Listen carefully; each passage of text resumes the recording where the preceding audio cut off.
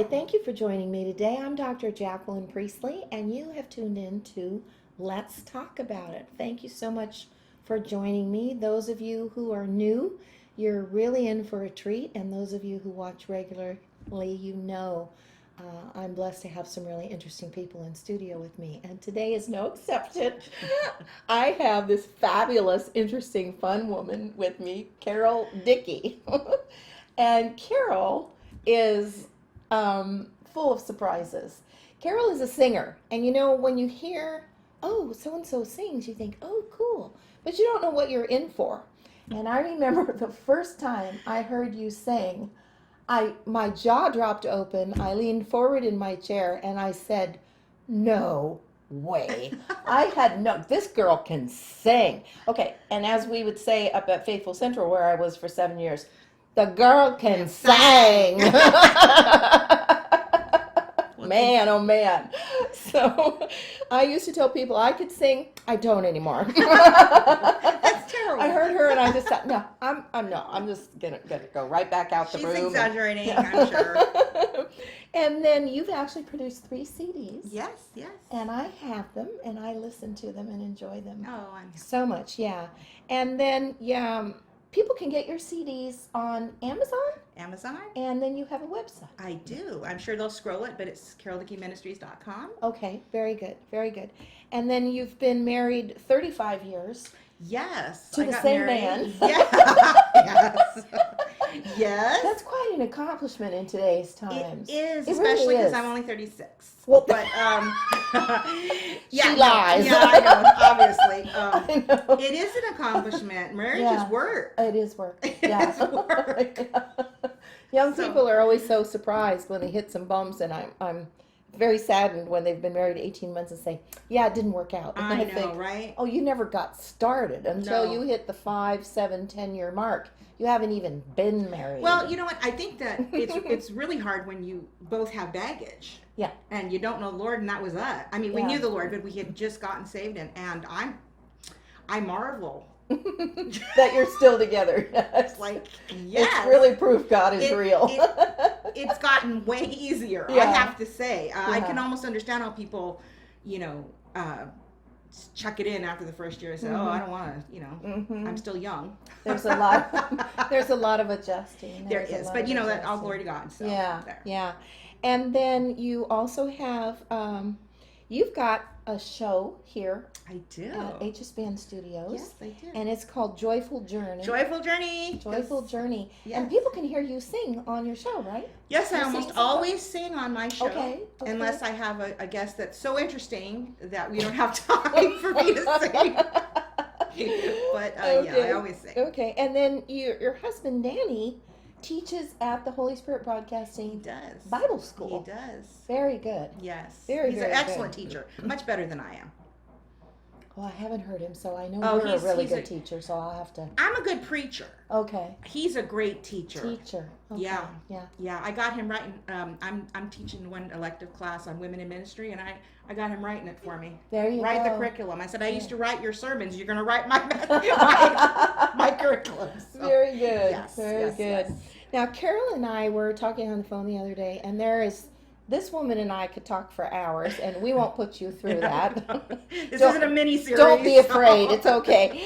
But we have lots of times people who are naturally funny, and comedians in particular. You will, as you dig into their lives, you'll find that they've had a lot of pain, Yes. and Yes, yes. laughter and a good sense of humor and a quick-witted humor is like a gift that God wove into our personalities to help protect us and help heal us along the way because of the fractured things that we go through that have actually caused a lot of pain. So we decided that we were going to talk about becoming whole despite having a fractured childhood.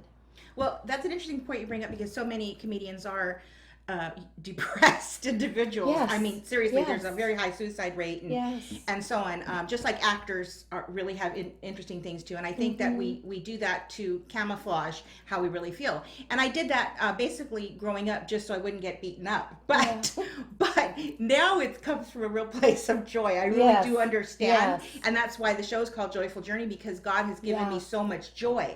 Yes. He really will turn your sorrow into joy and your mourning into dancing. So thankfully, I don't have to use it as a protective covering or, a barrier. mask, Now it's just, it really does come from a really natural, organic place. It just bubbles out now. So I'm thankful. Yeah, yeah.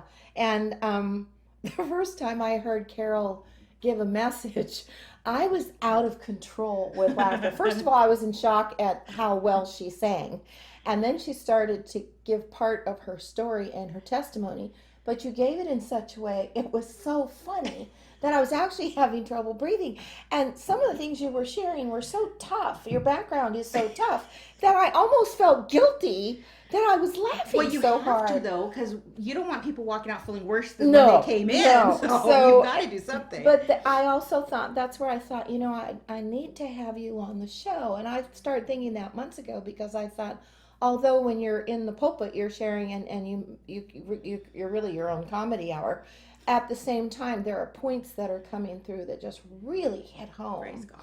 So I thought, I've got to have this woman and the things that Jesus has done for her. So one of the things that you share in your testimony is you went through a lot of bullying. Oh, yes. And you and I were talking about, had you been going through bullying during this day and age, we were talking about how the young people out there, because of media, not only does the bullying happen at school and on the way home from school and on school buses and at parties that maybe we get included to go to and whatever, and activities and things we attempt to join or whatever. But when young people are so busy with media, the bullying can follow a young person home, upstairs into their own room. And we've got suicide issues and serious depression issues, and then rage issues where young people just get tipped over the top and they're pulling the guns out and going back after people at school. Yeah. It's crazy. It is crazy. So why were you being bullied when you were young, and how did you cope with it? What did it do to you, and how did you cope with it? Because I'm hoping parents, aunties, whatever title you have as an adult, I'm hoping you'll pull your young people into this program to give them a reason to think. Yeah, it's a severe problem, and I'm not sure I handled it very well, to be honest with you. But there was a couple of reasons. One, how old were you when it started? It started very early, because my parents put me in first grade when I was 4, because I think they just wanted to get rid of me. They just wanted me out of the house, and I could intellectually do the work. But there's a big I'm not dumb. I'm not a dumb blonde for sure. But there is a huge difference in the emotional level of a 4-year-old and a 6-year-old, which is the average age of a first grader. Sure. So we don't handle things the same. No, and so it started right when I entered school, because I had some physical problems. I did. Yeah. The one that really affected me at that time, and it got worse the older I got, so we'll get into the teen years, but I had a twisted left leg, so I couldn't really play with the other. I mean, I could play, if you're sitting there with Barbies or something, but I didn't run or play sports or have anything to do with that. And it really affected your walking ability? Oh yeah, I would trip over my own foot. So was it grew that way? It grew crooked? Yes, I had a deformed, or what? Yeah, I had a shallow hip socket, so I didn't have a hip socket really when in my left hip. So I had to wear a brace for my first year and a half to try to mold something there. So I had that. Then my knee was turned in, and when I was born, my foot was up against my shin, so that had to make its way down. But it was what makes one leg very pigeon-toed. I mean, just but one only. If that's the only way I can express it. So I literally would trip over my own foot. So I had a lot of broken bones. Like I'd go out just to get, the paper and fall down 2 stairs and break a wrist or something. And so that was the one problem. I had a neck problem that nobody really noticed until until I started growing, and then my neck didn't grow. So originally the bullying was just that I was young and I was molested when I was 4 and couldn't verbalize that. So I'm just a sad, pitiful little girl with a very crooked leg, with a crooked leg. So I just felt like nobody loved me. Oh my gosh, yeah. So then as I started to grow, I would say that I was a little angry. By 3rd grade, which I'm only 6, I was expelled twice because I was like angry. It's like, you don't like my homework? Well, yeah, there. Sure. So, but then I did meet a teacher in 3rd grade that I remember my parents couldn't take me. I missed a day for the school pictures and my parents couldn't take me. And this one teacher knew that I needed somebody to care about me. And she took me in a taxi, and back then, taxis were a big deal. And she took me to get my picture done. And then she took me for a piece of cake. And I remember hugging her at the end and thought, I'm never going to disrupt her class again. I really wanted her to love me. And so from that point on, I figured, well, now if you get the teachers to like you, life's easier. So now I'm going to be like teacher's pet. And so now I'm doing everything. And so the bullying it subsided a little bit until my neck really took over. And so in high school, now my neck has not grown because of a condition. So my head's pretty much like this, and my shoulders up like this, and it stopped the growth on one side of my face. So I'm like this. Wow. And then I've got a leg problem. And I remember in 10th grade, I think it was 10th grade, I went to an all-girls school for 1 year. And girls are really mean girls. What is up with that? I don't know. I don't They were understand horrible. that. It's as if they lend themselves to the spirit of outright cruelty. I've never understood it. I saw it as I was growing up, and I had glasses that were so thick that they really looked like the bottom of a fish tank.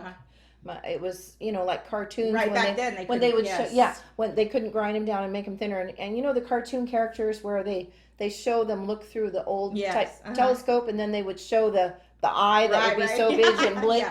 That's what my eyes looked with glasses. They were just comically oversized and I was cross-eyed and on and on and on, and my teeth were so crooked I straightened them myself with pencils and eraser nubs, pushing for years and years. See, I tried to straighten my teeth. I tried to close my gap with rubber bands. Yeah, and I just kept swallowing them. That's not good for digestive. I don't know what happened there. Yeah, so that's why I could bounce back. There you go. All those rubber bands. Yes, rubber bands. Yeah, I don't get the thing, and I experienced a lot of cruelty from girls. They're horrible. Not boys, but girls. I always like the guys better. Yeah, I don't know why. They're just. I think girls. It's like a food chain, like the order of the food chain. Yeah. You got the girls at the top, and they just eat the ones at the bottom. Yeah. And literally, they would throw things at me. Like I'd just walk by, like in the quad or something. They weren't even a person. No, and they'd scream, "There she is! We hate you!"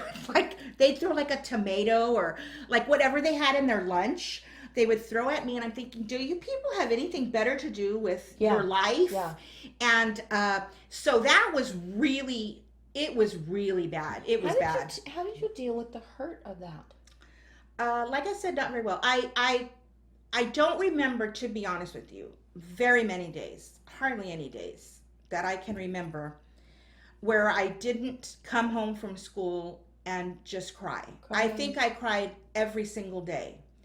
Every single day. And then during the summer they'd ship me off to my cousin's house, And my poor aunt, who's the most perfect mother, you just want a mother like her. I would just lock myself in my cousin's room and just cry all day. And she would come in and she'd go, Carol, can you please stop crying? And the only reason I stopped crying was because I was making her feel so bad. Because at home I could cry and nobody paid attention. Because nobody paid attention. Nobody cared. But my aunt really cared. So I literally just stopped crying so I wouldn't upset my aunt. And so I had a surgery when I was 14 to try to correct my neck, and then for a whole summer I had to wear this horrible brace that came here and went behind my head and went all the way down to my waist. And you were 14. I was 14. Which is when you're 14, as we all know, you live and die for being cool. Yes. That's cool. Not cool. And so I remember it was during the summer, so that was good. So I didn't have to deal with the kids at school. Yeah. But you're people on your block or whatever, and I had to sleep in it. I could only take it off half an hour a day to take a shower. And so I remember there was a guy I had a crush on down the street, and he would walk by my house every day to take the bus to wherever he was going. And I remember taking my little brace off and throwing it in the bushes and right out just for the moment. Hi, guy, and then I'd run back and have to strap myself all back in again. You had a crush. It was and then he was gay, and I didn't even know what that meant, and I was like, I don't understand how So he wouldn't have had any interest anyway. He wasn't. I could have worn the brace. Maybe he would have thrown me some pity or something. But so when I was 14, that straightened out, and thankfully, because I used to look in the mirror and think, what's it like to be pretty? Because everything was off. My eyes were off. My ears were off. It was just like I was not symmetrical. And like I've said before, there's something to being symmetrical. So when I went into 11th and 12th grade, when everything kind of caught up, then I looked pretty good. I looked pretty good. I still have a curvature in my neck, and my leg was still messed up, but back then it was maxi skirts and stuff like that, so I could get away with a lot more. And then I thought, oh, wait a minute, I think I can navigate this world. That's what I thought at that time. But then I'm 15, and you're growing up, and boys are starting to pay attention to you, and all I really wanted was somebody to like me, because I didn't have anybody. I mean, my own parents didn't want me. So what are you going to do? So that's how I navigated it, by crying and being sad and depressed. And literally, like you said, with the bullying nowadays, if it followed me home, I mean, it did, because we all lived on the same block, and that'll follow you home. But if I had to hear it 24/7 or pictures of me, I don't know I don't know how the kids today would handle it, because I remember I literally wanted to kill myself on several occasions, but I had enough Catholic in me to know that I'd probably go to hell, so that, how that going to be any better than here. So I decided to tough it out. Did you ever have anyone actually befriend you in school? I had one, well, I guess I had two friends in school, and they were outcasts as well. So, the three of us were the three, Mouseketeers, and we were outcasts, so we kind of just hung around each other, and then they made fun of all three of us. And I had a best friend that lived next door, but, that's just proximity, and, we had many times where we just not talk for a very long time, and then we would. But in high school, we became extremely close. But it just you know how it is. They make fun of it in movies, but there's always a table full of kids. Yes, and then there's the ostracized kids. And so luckily, I had somebody. That's all I can say. Yeah, I know in school, I did not have a girlfriend until I was about 18 years old. Wow. Because the girls were so mean. And I was 4 eyes, and I was made fun of about my teeth. And my legs, I was very bow-legged, and I got the comments of, gee, do you ride a horse to school, and blah, blah. Terrible. And I remember starting at age 9, as I started to realize I could work on my teeth, I'd sit in class and hold a pencil with a big eraser, and I would just sit like this, and the teacher never knew what I was doing, and I would push on my teeth until my gums would ache. And I just did that for years and straightened my teeth, and you know, if we were to have a dentistry class right now, everybody would say, "Oh, your teeth are still crooked, but they look a lot better than they did," Oh, kind you of look thing. fabulous. And but I realized, I thought, I'm still growing.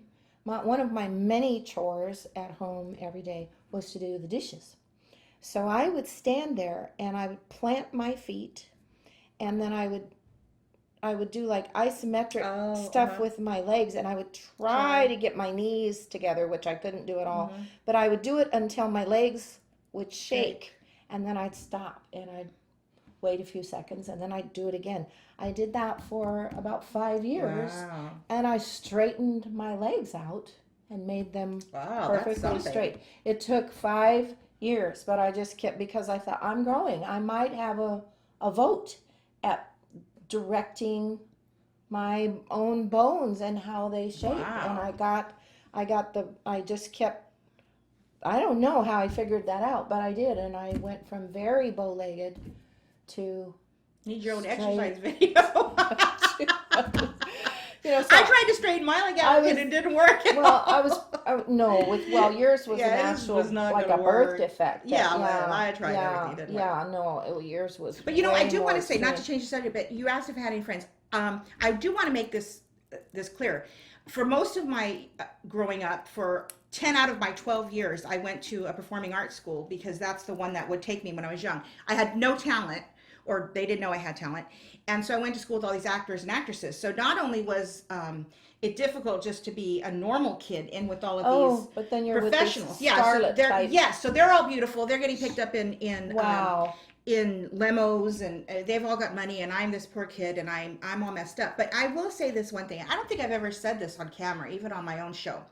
But back in the day, there was a show on TV. I don't know if it was called The Jungle Book, and it had two really handsome young men. One was good looking. I guess his name was Jay, and he used to be Dennis the Menace. He grew up to be so cute. And there was an Indian. I think his name was Sajid Khan, if I can remember, from India.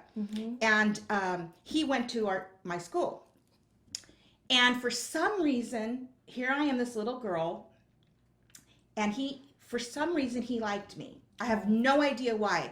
So I would come around the corner, and here he's got his own TV show, and he's handsome. And for some reason, he always had a daisy for me. Oh, Carol. For this little girl. I was probably 7 or 6. And I remember the first time I just took the daisy, and I just looked at him, and I just ran away. And every time I saw him, I don't know where he got these daisies. I mean, does he own a flower shop, or what's the deal? Yeah. But he never gave it to the teenage girls, because he's a teenager.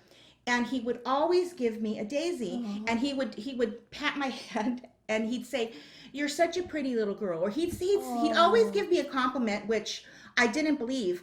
But he was only at my school for a year. But literally after that year, I felt way better about myself, because people were like, "Well, why is he paying attention to her?" And I don't know if he just saw the need that I needed somebody to love me, or maybe he did think I was pretty. I don't know. But that one kind gesture, and that I just want to say, you need to reach out to people that that nobody else will reach out to. The unlovely people of the world. Yes. It makes all the difference. All the difference. All the difference. Yeah. Kindness is everything. It is. Because it validates someone. Yes. It says, "I see you." Yes. I see you. And you matter. You do and matter. You have worth. And it can be life and death for somebody. Really? I remember when I was 16, I had a summer job at a corporation. And I was on a roll, this and this, and advanced classes, this and this. And so I could handle a very job that maybe would have been given to a 20-year-old, and it was a summer job. And there was a gentleman who worked out in the warehouse, and once in a while I had to go out there and take bills of lading and different things to the department out there. He was a very elderly gentleman. He had a really bad leg. He's very much to himself, and I would always just chirpy and be out there and hi, and know his name, and I would talk to him. And when I left, when the summer job was over after 2.5, 3 months, I got a little card from him. Aww. And I kept that card into my 40s. I have a drawer with, things that, and he talked about how he had gone from being very depressed and feeling very alone in the world to he looked forward to coming to work because he knew if he saw me, I would always have a smile for him. Oh, that's so sweet. It's not like I was doing anything special, making sacrifices, going out of my way. A smile for a lonely heart, And the other thing is, if you're a person is bullying people, stop. I mean, why would you choose to be ugly-hearted and mean to another human being? Why? It's a choice. And if you have friends who you say, well, they pressure me and I want to run with them and they're like that, my gosh, have some backbone. Yeah. Have some backbone and be your own person. That's right. And maybe you're struggling and thinking, well, I'd like to be nice to so-and-so because way inside I know I'm not mean, but then they would reject me. Let them, because,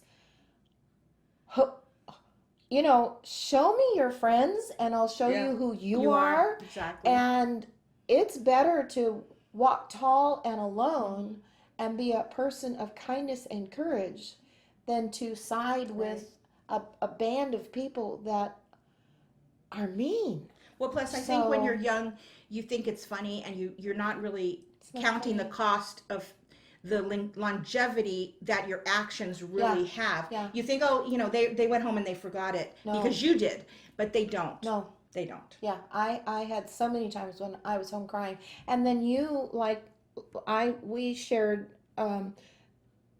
we had challenging home lives. Yes. I mean, I thought I had a challenging home life, and then I talked with you, and I thought, oh, mine was a cakewalk compared to, and that's tough when you're experiencing hard things as a child out there and trying to cope, and then you come home and there's no grown-up. No, none.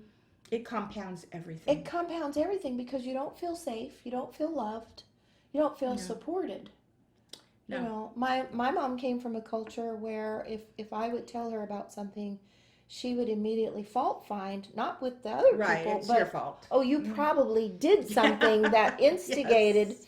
No, Du Bois beat me up, kicked me over and over and over with their wingtip shoes so that I missed 3 days of school because I was so black and blue on my arms trying to stop in the legs, and so yeah, it's hard, isn't it? So we're going to continue because we're going to talk about how do you get whole from all of this stuff, and we are both very whole, happy, blessed women, and we want to share with you why. We've run out of time, so I've got to wrap this up. But do come back. We're going to do a second session and talk about some things. Thank you so much for joining me today. Carol, thank you for being here, and thank you for being willing to do a second show. I'm Dr. Jacqueline Priestley. You have been watching Let's Talk About It, and I'd love to hear from you. I'd love your comments, pro, con, anything you want to say or share. Please write to me. The information's on the screen. It would be a blessing. See you next time.